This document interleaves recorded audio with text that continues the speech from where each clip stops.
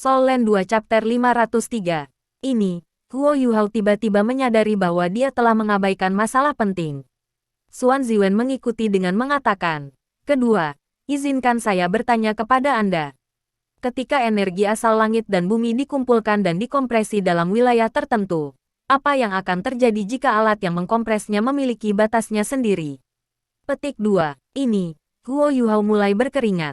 Xuan Ziwen tertawa dingin. Itu akan hancur berantakan. Bahkan Anda akan hancur berantakan. Apakah Anda tidak tahu berapa banyak energi asal yang ada dalam harta ini? Bukankah kamu sudah memakannya sebelumnya? Tidak bisakah Anda bayangkan sama sekali? Apakah Anda benar-benar berpikir tungku sudah cukup? Benar-benar lelucon. Jika Anda tidak dapat menyelesaikan dua masalah ini, Anda hanya akan menyia-nyiakan sumber daya. Petik 2. Saat berbicara, dia melemparkan cetak biru ke wajah Huo Yuhao sebelum berbalik dan pergi. "Hei, Guru Xuan, jangan pergi. Saya salah. Saya salah. Tolong beritahu saya." Xuan Ziwen menunjukkan masalahnya, tetapi bukan solusinya. Selain itu, Huo Yuhao tidak bisa memikirkan apapun untuk menangani dua masalah ini. Dia segera mengejar Xuan Ziwen. Meskipun Xuan Ziwen sedang berjalan pergi, dia mengungkapkan senyum aneh di wajahnya. Dia berpikir sendiri, "Bajingan, Anda pasti akan ditipu kali ini, bukan?" Hehe. Setelah mendengar dari Bei Bei bahwa Huo Yuhao ingin menggunakan harta berharga untuk mengolah obat, dia sudah mengantisipasi bahwa akan ada masalah dengan Tungku.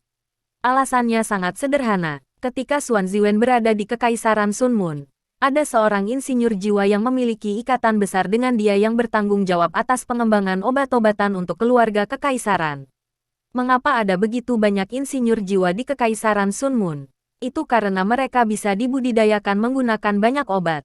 Insinyur jiwa yang tidak berbakat dapat mengkonsumsi obat untuk meningkatkan kecepatan kultivasi mereka. Dalam aspek ini, Kekaisaran Matahari Bulan memegang keunggulan mutlak atas kekaisaran lain.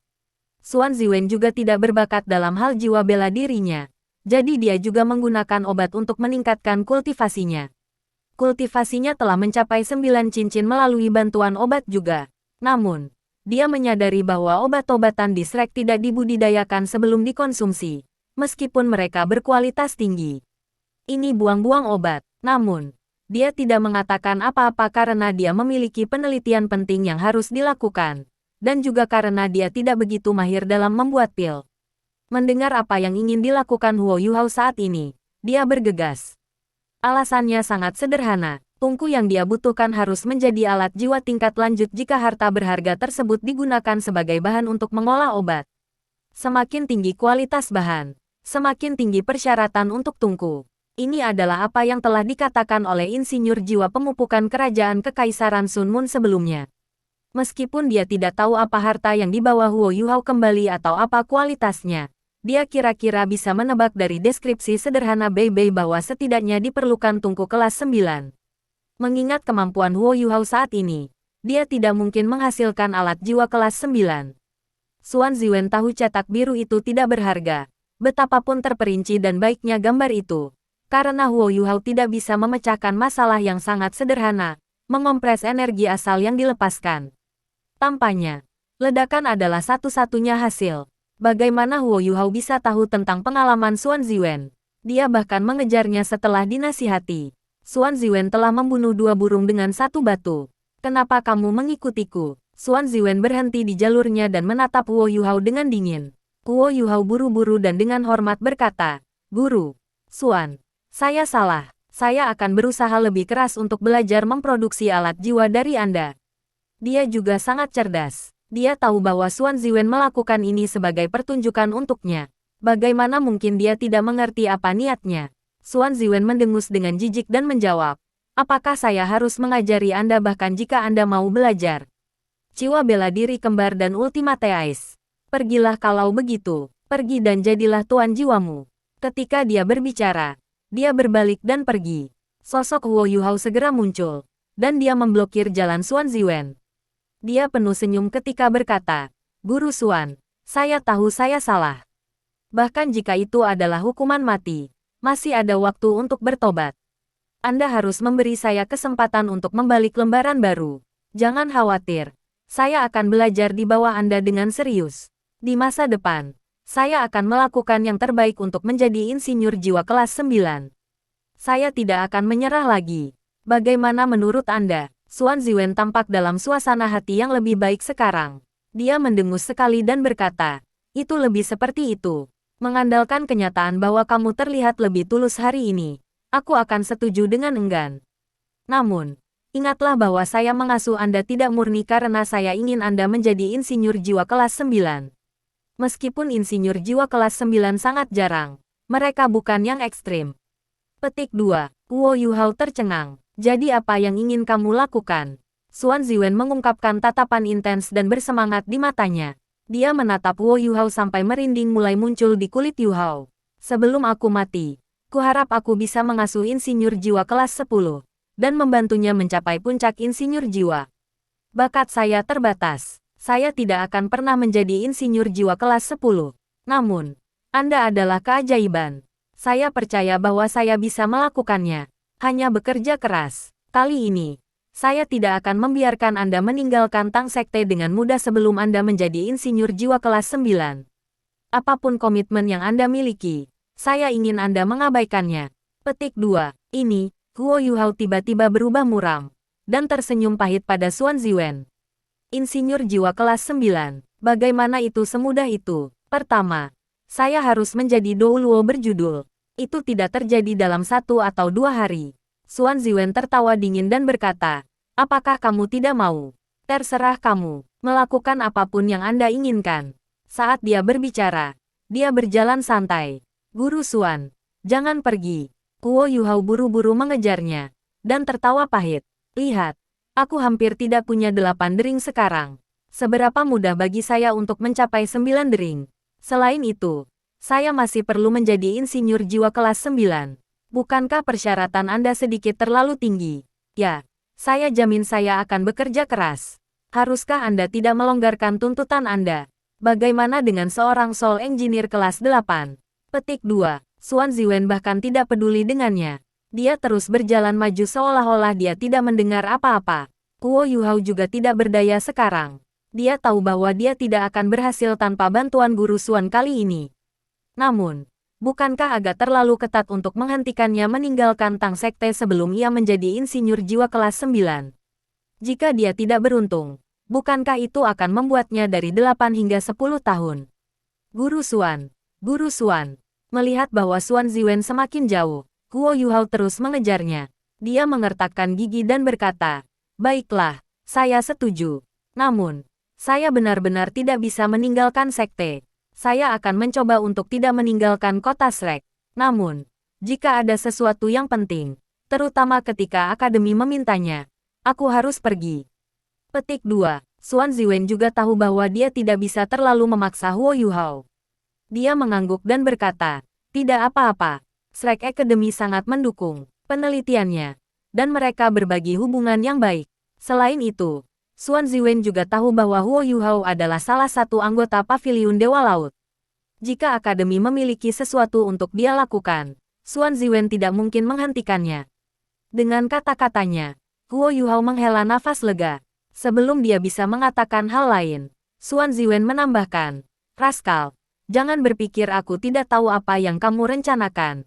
Jika kamu mencoba menggunakan akademi untuk menyelinap, jangan salahkan aku karena tidak baik. Kalau begitu aku tidak akan menunjukkan belas kasihan. Aku akan meninggalkan sekte Tang sama seperti bagaimana aku meninggalkan balai kebajikan termasyur. Petik 2. Guru Xuan. Apakah aku orang seperti itu? Kenapa aku menggunakan akademi sebagai alasan untuk menyelinap? Jangan khawatir. Aku akan belajar dengan serius. Meskipun Guo Yuhao merasa sedikit bersalah, dia masih berbicara kebenaran di dalam hatinya.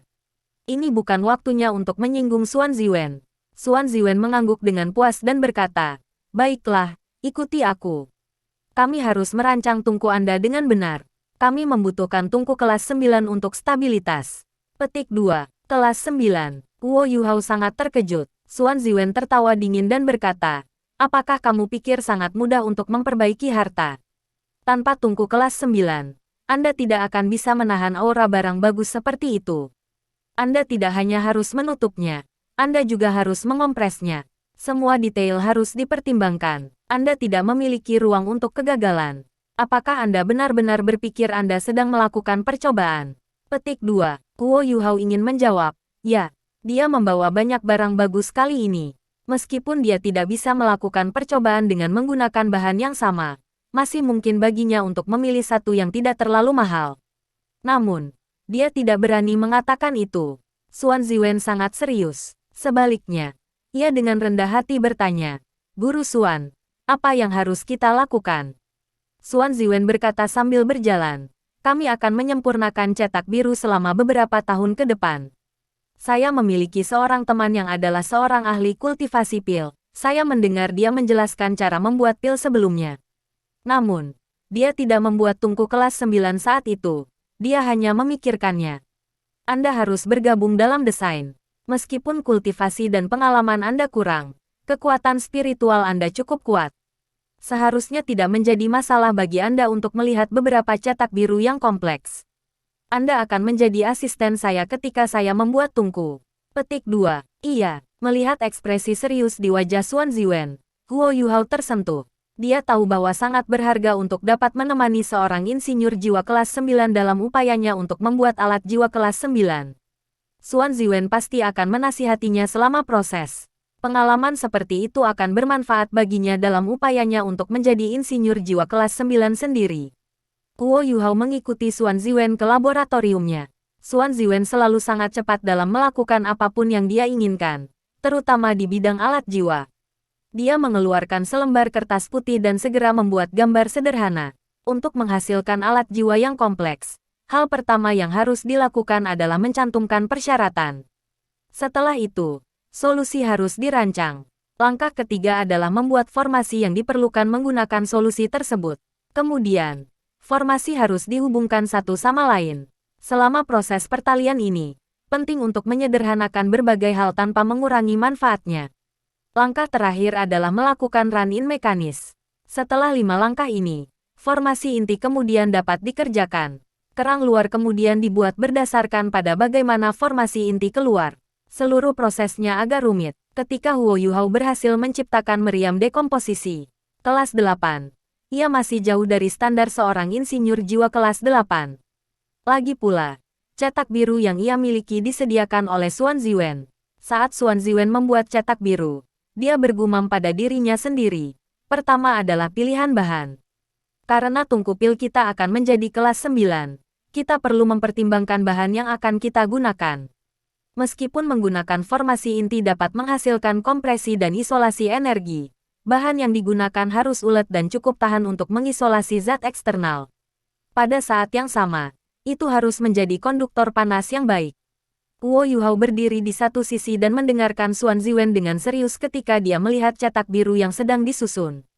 Semua yang dikatakan adalah untuk keuntungannya. Selama proses penelitian, waktu selalu berlalu dengan sangat cepat. Xuan Ziwen memang seorang insinyur jiwa kelas 9. Itu hanya sehari. Tapi Huo Yuhao sudah merasa sangat kewalahan.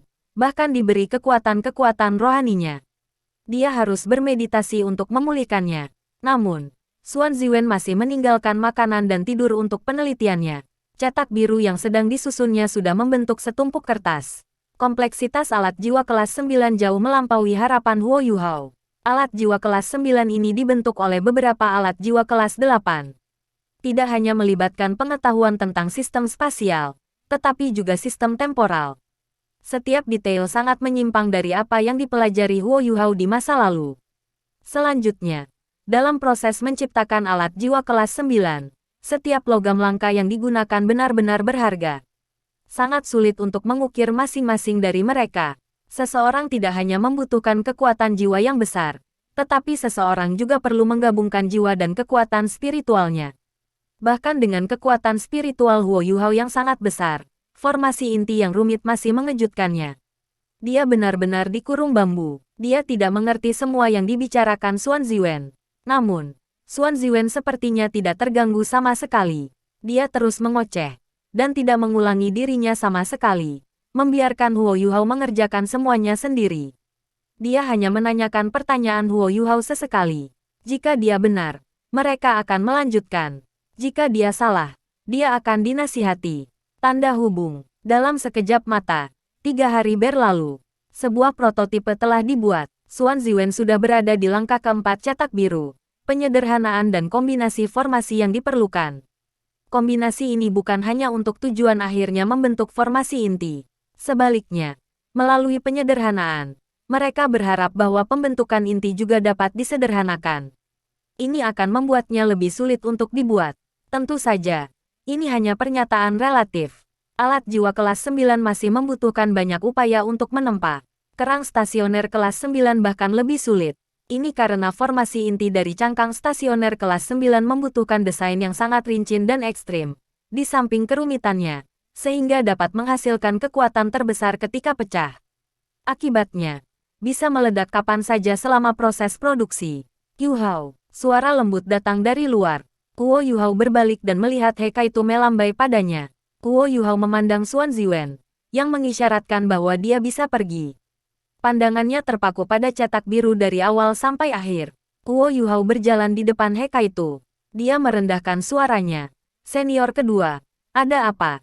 He Kaitu menurunkan suaranya. Aku datang ke sini untuk menemukanmu. Anda dan Guru Xuan sudah berada di sini selama 3 hari. Saatnya istirahat ketika waktunya istirahat. Anda harus mengingatkannya juga. Inilah yang dikatakan senior tertua kepada saya. Hal lain. Jangan lupa Anda harus melakukan perjalanan ke Akademi Lusa. Kakak tertua-tertua mengirim seseorang untuk mengingatkan Anda hari ini. Petik 2. Kuo Yu Hao ingat sekarang. Dia telah menyetujui permintaan Zhang Lexuan untuk bergabung dengan Fated Blinded. Pada saat yang sama, ia perlu mendapatkan sertifikat kelulusannya. Dia menamparkan keningnya dan menjawab, "Syukurlah, kamu mengingatkanku. Kalau tidak, aku akan benar-benar lupa. Terima kasih." Senior kedua. Petik 2. He Kaitu tersenyum dan berkata, "Kami bersaudara. Anda tidak perlu berterima kasih kepada saya. Apa yang Anda dan Guru Xuan teliti?" Petik 2. Tungku pil. Jawab Kuo Yu Hao. Meskipun Bei Bei tidak mengizinkannya berbicara tentang menanam pil, tidak apa-apa menyebutkan tungku pil. He Kaitu penasaran. Tungku pil. Untuk tujuan apa? Untuk mengolah pil. Kuo Yu Hao menjawab. Guru Xuan ingin membuat tungku pil tingkat lanjut. Ini agar pil dapat diolah untuk dikonsumsi oleh murid sekte, yang akan mempercepat kecepatan kultivasi mereka. Petik 2. Mata He Kaitu menjadi cerah dan dia berkomentar, "Itu bagus. Saya cemas setelah melihat bahwa semua kultivasi Anda telah meningkat secara signifikan." Sejak dia menjadi jiwa sage, He Kaitu merasa bahwa kecepatan kultivasinya telah tertinggal. Bukannya dia tidak bekerja cukup keras, itu karena jiwa bela dirinya. He Kaitu adalah master jiwa tipe makanan. Lebih sulit bagi guru jiwa tipe makanan untuk berkultivasi selama tahap akhir dari kultivasinya. Dan jauh lebih sulit bagi guru jiwa tipe makanan untuk meningkatkan kekuatan jiwanya dibandingkan dengan guru jiwa biasa. Namun, dengan obat yang tepat, itu akan jauh lebih mudah. Mengenai hal ini, He Kaitu selalu sangat menerima. Dia juga seorang insinyur jiwa. Kebanyakan insinyur jiwa mengandalkan obat untuk meningkatkan. Akan sangat bagus baginya untuk minum obat. Jika kultivasinya tidak cukup tinggi, itu akan mempengaruhi kemampuannya untuk menjadi insinyur jiwa kelas 8 atau 9. Kuo Yu Hao tersenyum dan berkata, "Jangan cemas. Ketika tungku pilus selesai, kita bisa mencobanya." Petik 2. He Kaitu mengangguk dan berkata, "Aku akan kembali dulu. Beberapa tahun terakhir telah melelahkan.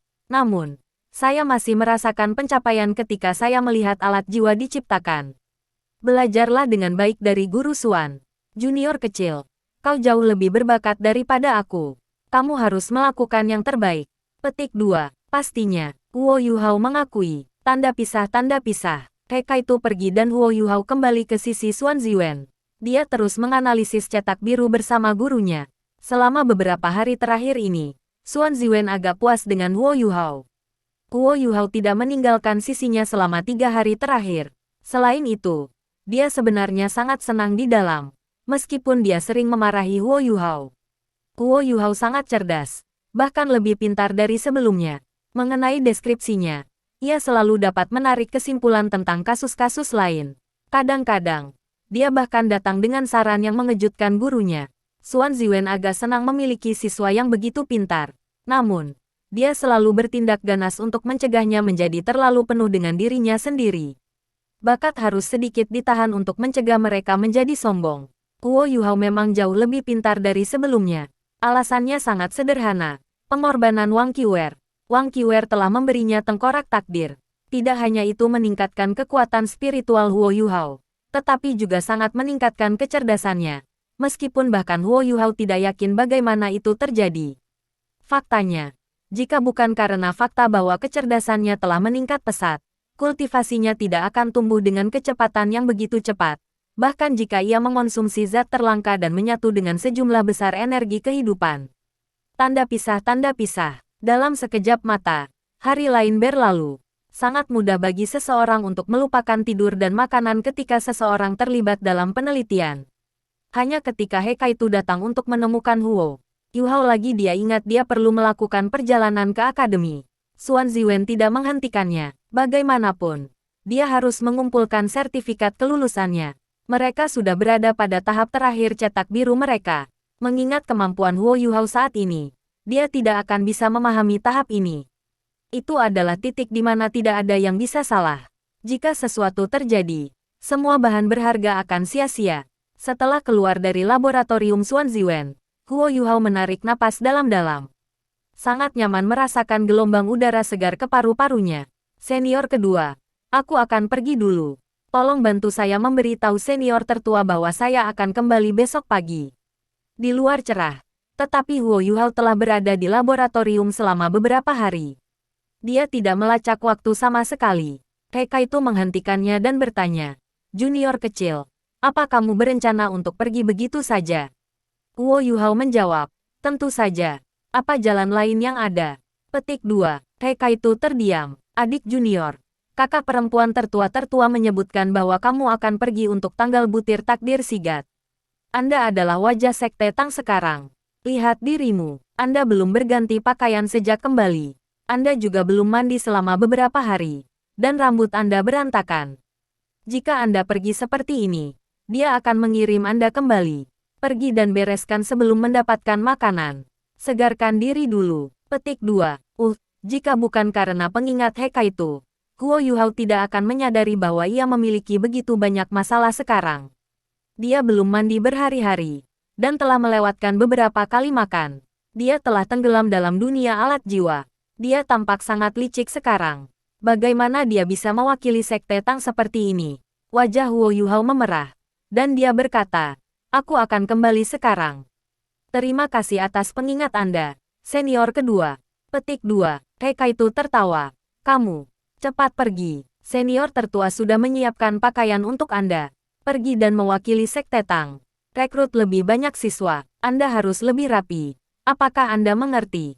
Petik 2. "Oh ya," Huo Yuhao menjawab. Dia merasa hangat di dalam. Senior tertua sangat sibuk merawat guru Xiaoya, tetapi dia belum melupakan saya. Kekhawatirannya membuat saya merasa seolah-olah dia adalah kakak kandung saya. Sebelum Huo Yuhao kembali ke kamarnya, dia pertama kali mencoba menentukan posisi matahari. Ini masih pagi, kurang dari 2 jam hingga siang hari. Sepertinya senior tertua sengaja meminta senior kedua menelepon saya sehingga saya punya waktu untuk merapikan diri. Satu set pakaian baru diletakkan di atas meja di ruangan itu. Huo Yuhao dengan cepat mandi air panas, dan setelah itu semua kelelahannya tampaknya telah hilang. Mengingat kultivasinya saat ini, dia baik-baik saja bahkan jika dia tidak tidur selama beberapa hari. Tepat ketika dia selesai mandi dan bersiap untuk mengenakan pakaiannya, dia tiba-tiba mendengar suara cemas memanggilnya di kepalanya. "Yuhao, Yuhao." Panggilan si Ratu Salju tersentak bangun Huo Yuhao. Dia buru-buru bertanya, "Ada apa, Ice Empress?" Cahaya putih menyala, dan Ratu Salju muncul di depannya. Dia tampak sangat cemas. "Di mana Little Bai? Ketika dia masih berada di kamarmu, aku sudah merasakan ada sesuatu yang salah. Cepat, keluarkan dia. Aku takut dia akan menghadapi hambatan segera." Petik 2. Apa? Huo Yuhao diberi ketakutan. Ice Bear King dan Snow Empress sangat terkait. Permaisuri salju telah menyelamatkannya, dan mentransfer beberapa kemampuannya kepadanya. Inilah bagaimana dia menjadi Raja Beruang Es. Mereka memiliki koneksi yang erat. Jika Permaisuri Salju mengatakan sesuatu seperti ini, dia pasti telah menemukan sesuatu. Huo Yuhao tidak berani menunda lebih jauh. Dia cepat-cepat melafalkan beberapa mantra dan membuka pintu yang menuju ke kamar kecilnya. Dia memasuki kamar mandi bersama dengan Ratu Salju. Ketika dia masuk, dia benar-benar terkejut. Ada perubahan yang tak terduga dalam demi-plannya. Seluruh langit gelap dan suram. Baut petir berpotongan di langit. Tekanan besar mengalir turun dari langit, menekan banyak sekali hantu di tanah. Beberapa yang lebih kuat meraung di petir, seolah-olah mereka berusaha melawan langit. Raja beruang es berdiri di atas gunung, hanya berdiri diam di sana. Saat ini, dia tampak sangat tenang. Dia masih dalam bentuk manusiawi, dan masih ada sisa makanan di sisi bibirnya. Pandangannya dalam dan panjang, bahkan ada perasaan mengejek diri sendiri dan meremehkannya. Ketika dia berdiri di sana, dia benar-benar tampaknya telah menjadi inti dari seluruh orang jahat pada saat ini. Tiba-tiba, sambaran petir jatuh dari langit ke kepala Little Bai. Bai kecil meraung dengan marah, dan rambutnya berdiri tegak. Lapisan cahaya biru dingin muncul untuk menahan petir. Saat berbenturan dengan sambaran petir, petir itu menghilang, dan tubuh Little Bai bergetar sedikit. Ada pandangan menggetarkan di matanya setelah ini terjadi. Ini, Guo Yuhao tercengang ketika dia menyaksikan di samping Ratu Salju. Permaisuri Salju muncul dengan sangat serius dan berkata, "Sudah dimulai. Sebenarnya sudah dimulai. Saya tidak menduga demi-plan Anda begitu dekat dengan kenyataan. Bencana petir dapat benar-benar terjadi di sini. Ini adalah malapetaka yang harus dihadapi binatang buas setiap 100.000 tahun. Meskipun malapetaka yang dihadapi oleh setiap jiwa buas berbeda, tanpa diragukan lagi bahwa petir bencana adalah yang paling berbahaya. Tidak heran saya selalu merasa bahwa Little Bai tidak akan bisa selamat dari malapetaka ini. Ini sebenarnya adalah petir-petir." Petik 2. Guo Yuhao bertanya, "Apa yang harus kita lakukan sekarang? Bisakah kita membantunya melawan petir?" Permaisuri Salju menggelengkan kepalanya dan menjawab, "Tidak, kamu tidak bisa. Anda hanya akan mencari kematian. Kultivasi Anda terlalu lemah. Jika saya masih memiliki tubuh asli saya, kita mungkin masih punya peluang. Namun, itu tidak mungkin. Saya hanya entitas spiritual sekarang. Saya takut petir. Saya juga akan mencari mati jika saya pergi dan membantunya." Petik 2. Guo Yuhao dengan cemas bertanya, "Jangan bilang bahwa kita hanya bisa menonton. Bagaimana jika dia mati jika dia tidak tahan lagi? Apakah tidak ada jalan sama sekali?" Petik 2. Pada saat ini, sambaran petir menyambar. Bai kecil merasa lebih sulit untuk menolak petir kali ini. Dia tidak hanya terhuyung-huyung, tetapi dia juga kembali ke bentuk aslinya. Sepotong rambut di pundaknya sudah hangus. "Kami tidak punya cara lain sekarang," kata Permaisuri Salju dengan tegas. "Kita hanya bisa membiarkannya begitu saja. Orang ini terlalu serakah. Jika dia kembali ke benua Douluo bersamamu, kami akan tahu tentang bencana apapun sebelum itu tiba. Namun, dia tidak bisa merasakan apapun di sini. Dia hanya bisa menderita. Jika dia bisa bertahan, itu akan bagus. Bahkan jika dia tidak bisa, dia tidak akan sepenuhnya hancur. Selama sedikit saja indera rohaninya tertinggal, kita masih bisa mengubahnya dan membawanya kembali." Petik 2. Guo Yuhao memandangi Ratu Salju. Dia tidak berdaya sekarang. Permaisuri Salju telah mengalami bencana seperti itu 7 kali. Dia lebih berpengalaman, dan dia hanya bisa mendengarkan sarannya. Untungnya, kilat itu hanya menargetkan Bai kecil. Langit semakin gelap, awan tebal berkumpul di atas gunung. Jika petir menyasar para hantu, orang jahat ini pasti akan dirusak. Ledakan, ledakan, 2 petir berturut-turut melanda. Bai kecil memanggil kekuatan jiwanya secara maksimal, dan perisai biru es muncul di atas kepalanya, menahan kedua baut petir itu. Namun, Guo Yuhao bisa dengan jelas merasakan aura Little Bai semakin lemah. Kekuatan petir luar biasa, dan mengandung ki alami. Dari surga dan bumi, Guo Yuhao merasa seolah-olah tubuhnya telah dibaptis oleh ki alami yang menggelegar ketika dia merasakannya begitu dekat dengannya. Bai kecil mengintip ke langit dan meraung. Tubuhnya yang besar menggeliat sedikit. Setelah ini, seberkas cahaya biru es melesat ke langit, langsung menuju awan. Secara instan, segala sesuatu dalam suatu wilayah yang memiliki diameter 1000 meter berubah menjadi es dan salju. Kepingan salju menari-nari di udara, dan suhu turun drastis. Guo Yuhao tidak terluka meskipun dia berada di wilayah ini, karena jiwanya adalah Ultimate Ice, dan dia juga membawa permaisuri salju bersamanya. Bai kecil membalas. Guo Yuhao membuka matanya lebar-lebar untuk melihat apa yang telah Little Bai capai. Yang benar, bagaimanapun, adalah bahwa serangan Little Bai tidak terlalu efektif. Baut petir jatuh dan membongkar berkas cahaya yang dilepaskannya. Meskipun masih ada seberkas cahaya yang menghantam awan, melemahkan mereka, tubuh Little Bai sudah bergetar tak terkendali saat seberkas cahaya menghilang. Undulasi kekuatan jiwa yang datang dari tubuhnya telah melemah juga. Serangan sebelumnya sudah merupakan serangan terkuatnya. Guo Yuhao dan permaisuri salju bergegas mendekat. Raja beruang es sudah menghadapi kilat selama beberapa waktu. Kekuatan jiwanya hampir habis. Awan sepertinya geram. Baut petir menyambar Little Bai. Bai kecil tampaknya tidak memiliki harapan ketika dia mengintip ke langit. Hanya ada ekspresi gigi di wajahnya. Pusaran air berwarna biru es perlahan muncul di dahinya. Arus udara di sekelilingnya tampak berombak sangat tinggi. Dan baut-baut kilat ditentang begitu saja. Guo Yuhao melihat inti berbentuk seperti kepingan salju di tengah pusaran air berputar cepat. Itu adalah inti jiwa Little Bai. Ternyata inti jiwa seseorang bisa digunakan seperti itu. Ketika Guo Yuhao melihat inti jiwa, dia menghela nafas lega. Ini adalah kekuatan yang hanya dimiliki oleh Titoul Douluo atau 100.000 jiwa buas. Dia dan rekan satu timnya telah membunuh Titlet Douluo sebelumnya. Namun, mereka selalu sangat beruntung. Jika Titoul Douluo yang mereka bunuh telah melepaskan inti jiwanya, kekuatan bertarung mereka akan jauh lebih besar. Namun, Guo Yuhao bisa mengatakan bahwa ini adalah pilihan terakhir Little Bai. Begitu inti jiwanya rusak, hidupnya akan berada dalam bahaya besar, dan penanamannya akan turun secara signifikan.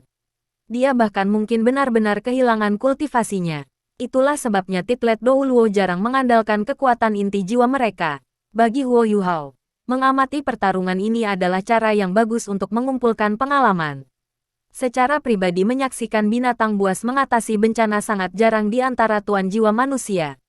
Boom, boom, boom, boom. Baut petir terus turun. Inti jiwa Little Bai masih mampu melawan mereka pada awalnya. Namun, auranya secara bertahap mulai melemah. Dan inti jiwanya mulai bergetar tidak stabil.